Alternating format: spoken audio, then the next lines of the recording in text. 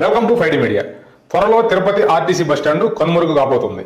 దీనికి సంబంధించిన వివరాలుగా మనం వెళ్ళినట్లయితే సుమారు 500 కోట్లతో ఇంట్రా మోడల్ బస్ టెర్మినల్ నిర్మించబోతున్నారు. ప్రస్తుతం ఉన్నటువంటి ఆర్టీసీ బస్టాండ్ పూర్తిగా కూల్చివేసి ఈ కొత్త కాంప్లెక్స్ ని నిర్మించబోతున్నారు. దీనికి సంబంధించిన వివరాలుగా మనం వెళ్ళినట్లయితే ప్రస్తుతం ఇక్కడ ఆర్టీసీ బస్టాండ్ లో 3 టెర్మినల్స్ ఉన్నాయి. దీంట్లో ఏంటంటే మొత్తం ఈ 3 టెర్మినల్స్ కూడా సుమారుగా 13 ఎకరాల విస్తీర్ణంలో విస్తరించి ఉన్నాయి. ఈ ప్రాంగణంలోనే కొన్ని హోటల్స్ ఉన్నాయి, కార్ పార్కింగ్స్ అంటే బైక్ పార్కింగ్స్ ఇలాంటి వాటికి కూడా ఆర్టీసీ వారు అలాట్ చేస్తున్నారు కొంత స్థలాన్ని. ఇవి మొత్తం ఖాళీ చేసి ఈ 13 ఎకరాల పైచిలుక ఉన్నటువంటి స్థలాన్ని ఈ బస్ టెర్మినల్ అంటే కొత్తగా నిర్మించబోయే 10 అంతస్తుల ఆకాశ హర్మం అనమాట. అంటే 10 అంతస్తుల్లో ఈ నిర్మాణం చేపట్టబోతున్నట్టుగా మనకు తెలుస్తుంది. ఇక్కడ మొత్తం ఆర్టీసీ స్థలం అయితే మాత్రం 13 ఎకరాల పైచిలుకగా ఉందని మనం మాట్లాడుకున్నాం కదా. దీంట్లో 12 ఎకరాల పైచిలుక ఈ నిర్మాణం నిర్మించడానికి ఉపయోగిస్తారని తెలుస్తుంది. దీనికి సంబంధించి ఒక నమూనాను కూడా తయారు చేసినట్టుగా తెలుస్తుంది. అంటే రైల్వే డిపార్ట్మెంట్ కి సంబంధించి ఒక సంస్థతో దీనికి సంబంధించిన నమూనాను కూడా రెడీ చేసినట్టుగా తెలియవస్తుంది. దీనికి సంబంధించిన ప్లాన్ మొత్తం కూడా ఒక రైల్వే సంస్థ ద్వారా చేయించినట్టుగా తెలుస్తుంది. వీళ్ళు కూడా ఆ సంస్థను కోరింది ఏంటంటే ఇది భక్తులు ఎక్కువగా వచ్చే ప్రాంతం కాబట్టి తిరుమల తిరుపతిని ప్రతిష్టని కొంత ఎక్కువ ఎన్హాన్స్ చేసే విధంగా మన ముఖద్వారం ఉండాలని చెప్పి వారిని కోరినట్టుగా తెలుస్తుంది. దానికి సంబంధించిన నమూనాను కూడా వారు తిరుమల తిరుపతి దేవస్థానానికి అనుగుణంగా అంటే ఆ దేవస్థానం ప్రతిబింబించేలాగా ఆ నమూనాను తయారు చేసినట్టుగా చెప్తున్నారు. ఆ నమూనాకు సంబంధించిన ఇమేజ్ మీకు ఇక్కడ ప్లే చేస్తాను చూడండి. ఇట్లా ఈ కొత్తగా నిర్మించబోయే ఈ బస్ టెర్మినల్ కి అనేక రకమైనటువంటి ప్రాధాన్యాలు కూడా వీళ్ళు ఇచ్చినట్టుగా తెలుస్తుంది. ఈ 10 అంతస్తుల భవనంలో కింద 2 ఫ్లోర్లు సెల్లార్ నిర్మిస్తారని తెలుస్తుంది. ఈ సెల్లార్ రెండింటిని కూడా vehicle parking, 2 wheeler parking, 4 wheeler parking కోసం కేటాయిస్తారని తెలుస్తుంది. తర్వాత గ్రౌండ్ ఫ్లోర్ లో 98 ప్లాట్ఫామ్లతో బస్ స్టాండ్ అయితే ఉంటది. తర్వాత ఫస్ట్ ఫ్లోర్, సెకండ్ ఫ్లోర్ లో ఏంటంటే ఆర్టీసీ కార్యాలయాల అడ్మినిస్ట్రేషన్ పర్పస్ కొంత కేటాయిస్తారని తెలుస్తుంది.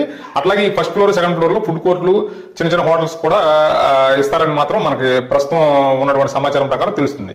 థర్డ్ ఫ్లోర్ ని సర్వీస్ పర్పస్ అంటే సీసీ కెమెరాల మానిటరింగ్, తర్వాత ఎలక్ట్రికల్ కి సంబంధించిన వ్యవహారాలు వీటి కోసం ఈ సర్వీసెస్ పర్పస్ కోసం ఈ థర్డ్ ఫ్లోర్ ని కేటాయిస్తారని తెలుస్తుంది. 4, 5, 6, 7 అంటే ఈ 4 ఫ్లోర్లని హోటళ్లు, తర్వాత డార్మిటరీలు, తర్వాత లాడ్జ్లు, తర్వాత రెస్టారెంట్స్ కోసం కేటాయిస్తారని తెలుస్తుంది.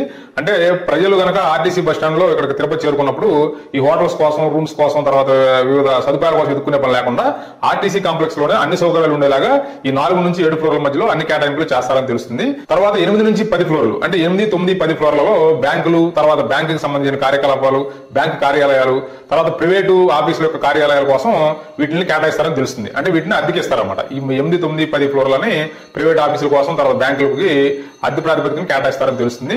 ఈ 10వ ఫ్లోర్ పైన అంటే టెర్రాస్ పైన ఒక పెద్ద హెలీపాడ్ ని కూడా నిర్మిస్తారని తెలుస్తుంది. ఈ నిర్మాణానికి సంబంధించి రైల్వే వాళ్ళకి సంబంధించిన టెక్నికల్ టీమ్ తో ఈ నమూనాను తీసుకున్నారు కాబట్టి వాళ్ళు ప్రతిపాదన కూడా చేశారు.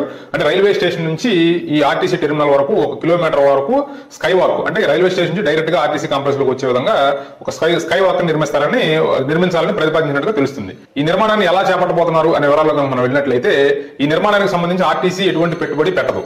ఆర్టీసీ ఏంటంటే దీనికి ఉన్నటువంటి స్థలాన్ని మాత్రం కేటాయిస్తుంది. దీన్ని డెవలప్మెంట్ చేసి కొన్ని సంస్థల ద్వారా ఈ కట్టడాన్ని నిర్మిస్తారని తెలుస్తుంది. దానికి సంబంధించి ఏంటంటే national highways logistics maintenance limited అని చెప్పి ఒక కంపెనీ ఉంది. వాళ్ళు కొంత మొత్తాన్ని పెట్టుబడిగా పెడతారని తెలుస్తుంది. తర్వాత ఒక ప్రైవేట్ గుత్తేదారు అంటే ప్రైవేట్ కాంట్రాక్టర్ ను కూడా దీంట్లో ఇన్వాల్వ్ చేసి వాళ్ళతో కొంత పెట్టుబడి పెట్టించి ఈ ప్రాజెక్ట్ ని పూర్తి చేస్తారని తెలుస్తుంది. ఈ ప్రాజెక్ట్ కి సంబంధించి వాటాలు అంటే షేర్స్ అనేవి మొత్తం కూర్చుని ఇంకా డిసైడ్ చేస్తారు రాబోయే రోజుల్లో తెలుస్తుంది. అంటే ఎవరికి ఎంత వాటా వెళ్ళాలి అంటే వాళ్ళు పెట్టిన పెట్టుబడి ఆధారంగా వాళ్ళ వాటాలను వాళ్ళు విభజించుకుంటారని తెలుస్తుంది. ప్రస్తుతం ఉన్న ఆర్టీసీ బస్ స్టాండ్ తిరుపతికి నడుబొడ్లో ఉంది. ఇక్కడికి రోజు వేలాది మంది, లక్షలాది మంది భక్తులు వస్తూ ఉంటారు. అనేక ప్రాంతాల నుంచి బస్సులు కూడా వస్తూ ఉంటాయి. మరి సడన్ గా ఇక్కడ ఈ ఉన్నటువంటి ఆర్టీసీ బస్ స్టాండ్ మూసివేసి కొత్త కన్స్ట్రక్షన్ మొదలు పెడితే ఇక్కడ మరి ప్రయాణికులు ఇబ్బంది పడే అవకాశం ఉంటుంది కాబట్టి దీనికి ప్రత్యామ్నాయ ఏర్పాట్లు కూడా చేస్తున్నట్లుగా తెలుస్తుంది.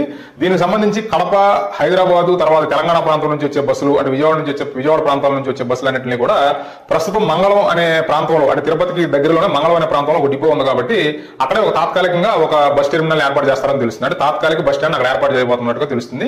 అట్లాగే చెన్నై నుంచి, తమిళనాడు ప్రాంతాల నుంచి, తర్వాత బెంగళూరు ప్రాంతం నుంచి ఇటువైపు నుంచి వచ్చే బస్సులన్నింటినీ కూడా తిరుచానూరు ప్రాంతంలో ఒక తాత్కాలిక బస్ టెర్మినల్ ఏర్పాటు చేస్తారని తెలుస్తుంది. అంటే ఇప్పుడు ఉన్నటువంటి బస్ స్టాండ్ మూసివేసిన తర్వాత ఈ ప్రాంతాల వారీగా బస్సులు కొత్తగా ఏర్పాటు చేసినటువంటి తాత్కాలిక బస్ టెర్మినల్స్ లో రావడం అయితే జరుగుతుంది. అలాగే ఈ మధ్య కాలంలో కూడా తిరుపతిలో ఫ్లైఓవర్ నిర్మించడం జరిగింది. దానికి సంబంధించి అది గతంలో ఓపెన్ చేశారు. ఆ ఫ్లైఓవర్ ప్రస్తుతం రన్ అవుతుంది. దీనికి సంబంధించి ఇప్పుడు ఈ ఆర్టీసీ బస్ స్టాండ్ ప్రాంతంలో కనుక ఒక 10 అంతస్తుల ఆకాశ హర్మాన్ని మాత్రం నిర్మిస్తే మాత్రం తిరుపతి నగరానికి ఇది ఒక మణిపూసలాగా మారే అవకాశం ఉంటుంది. చక్కటి చూడచక్కనటువంటి దృశ్యాలు, ఫ్లైఓవర్ పక్కనే ఒక 10 అంతస్తుల బిల్డింగ్, తర్వాత దాంట్లో బస్సులు, ఇవన్నీ చూస్తే తిరుపతి నగరానికి ఒక శోభని తీసుకొచ్చే అవకాశాలు మెండుగా కనపడుతున్నాయి. అట్లాగే ఈ బస్సుల్లో, ఈ బస్ స్టాండ్ లో కూడా ఎలక్ట్రిక్ బస్సులు కూడా, ఫీచర్ అంతా ఎలక్ట్రిక్ బస్సులదే కాబట్టి ఈ ఎలక్ట్రిక్ బస్సులు ఛార్జింగ్ పర్పస్, తర్వాత ఎలక్ట్రిక్ బస్సుల కోసం ఒక ప్రాంతాన్ని ప్రత్యేకంగా కేటాయిస్తారని తెలుస్తుంది. దీనికి సంబంధించిన విజువల్ కూడా నేను ప్లే చేస్తాను చూడండి. ప్రస్తుతం ఆల్రెడీ ఎలక్ట్రిక్ బస్సులు తిరుమల, తిరుపతి ప్రాంతాల్లో, చుట్టుపక్కల ఉన్న ప్రాంతాలకి నాన్ స్టాప్ సర్వీసులు తిరుగుతున్నాయి. అట్లాగే రాబోయే రోజుల్లో ఇంకా ఎలక్ట్రిక్ బస్సులు ఎక్కువ అవకాశం ఉంది కాబట్టి అన్ని డిపోలు కూడా ఎలక్ట్రిక్ బస్సులు సమకూర్చుకునే అవకాశం ఉంటుంది. కాబట్టి ఈ ఎలక్ట్రిక్ బస్సులు ఛార్జింగ్ కోసం కూడా ఛార్జింగ్ స్టేషన్లు కూడా ఈ బస్ స్టేషన్ లోని, ఈ బస్ టెర్మినల్ లోనే ఏర్పాటు చేస్తారన్నట్టుగా మనకి తెలుస్తుంది. అట్లాగే చూద్దాం, మరి ఈ ప్రాజెక్టు త్వరలోనే ప్రారంభమవుతుందని చెప్తున్నారు. ఈ నమూనాగా అప్రూవల్ వచ్చిందని చెప్తున్నారు. మరి త్వరలో ప్రారంభమయ్యి తొందరగానే ఈ రాబోయే 2-3 సంవత్సరాల కాలంలో ఈ ప్రాజెక్ట్ పూర్తయి ఇది ప్రజలకి అందుబాటులోకి వస్తే చాలా బాగుంటుంది అనేది నా అభిప్రాయం. ఇంకా ఇలాంటి ఇన్ఫర్మేషన్ వీడియోలు చూడాలంటే మీరు ఖచ్చితంగా 5D మీడియా ఛానల్ సబ్స్క్రైబ్ చేయండి. మా ఛానల్ సబ్స్క్రైబ్ చేయడంతో పాటు మా వీడియోను లైక్ చేయండి, షేర్ చేయండి. Thanks for watching.